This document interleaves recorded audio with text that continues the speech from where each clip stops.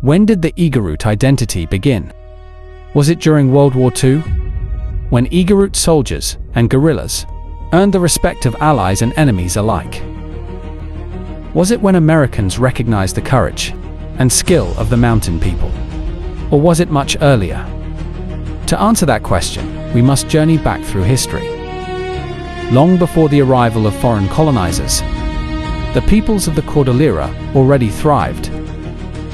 In the mountains of northern Luzon, they were known by their own names: Ibaloy, Cancanay, and Bontoc, as well as Ifugao and Kalinga, Isneg, Tinguin, and many others.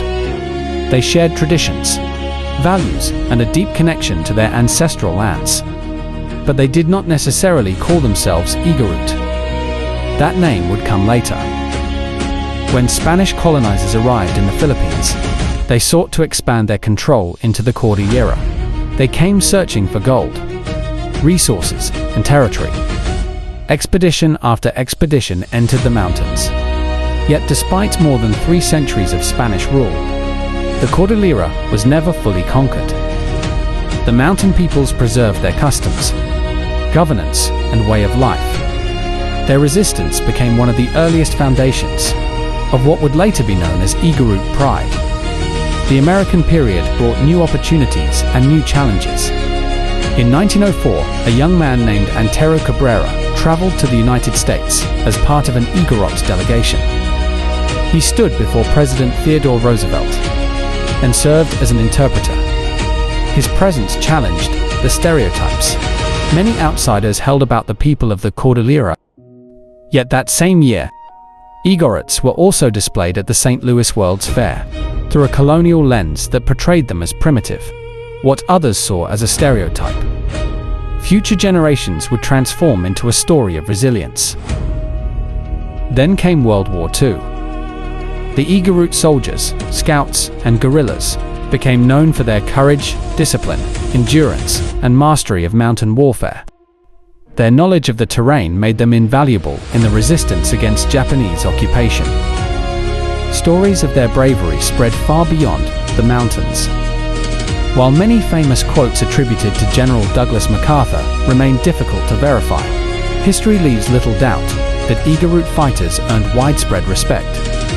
But the war did not create Igorot bravery. It simply revealed to the world what had existed for generations. For much of history, the term Igorot was a label given by outsiders.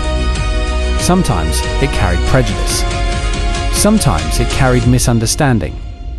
But over time, the peoples of the Cordillera began reclaiming that name. Different communities faced common challenges. They worked together to protect their lands, cultures, traditions, and rights. What was once an outsider's label gradually became a symbol of unity. Today, many still proudly identify first with their ethnicity or by their own communities. Yet many also embrace the broader Igorot identity, not because it was given to them, but because they gave it meaning. Perhaps the story of the Igorot people teaches us something important. Identity is not always inherited in its final form. It is shaped, challenged, reclaimed, and strengthened through generations. We were not made Igorot because history recognized us. History recognized us because our ancestors left behind a legacy worth remembering.